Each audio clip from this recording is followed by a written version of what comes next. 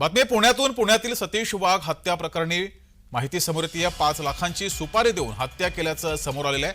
अक्षय जावळकरला पुणे पोलिसांनी अटक केलेली आहे। अक्षय जावळकरनं सतीश वाघ यांच्या सोबत पूर्ववैमनस्य होतं आणि या पूर्ववैमनस्यातूनच हत्या केल्याची माहिती समोर येते आहे। हत्या करण्यासाठी पवन शर्माला 5 लाख रुपये दिले अशी माहिती समोर येते आहे। सतीश वाघ आमदार योगेश टिळेकरांचे मामा आहेत।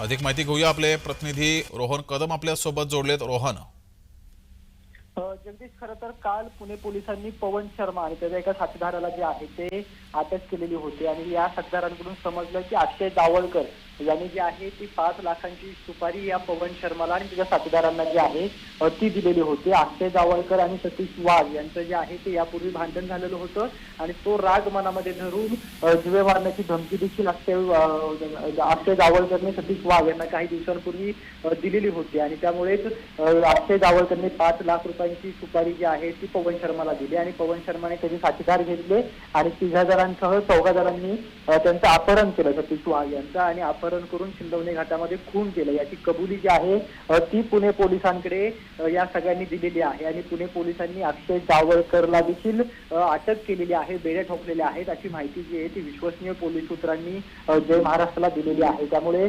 अक्षय जावळकर या सगळ्याचा सूत्रधार असल्याचं आता निश्चित झालेलं आहे आणि सतीश वाघ जे काही हत्या प्रकरण 2 दिवस पुण्यामध्ये गाजलं त्याच्यावरती जो आहे तो आता आरोपींना पकडून त्यांना बेड्या ठोकलेल्या पाहायला मिळत आहेत। धन्यवाद रोहन दिलेल्या माहितीबद्दल।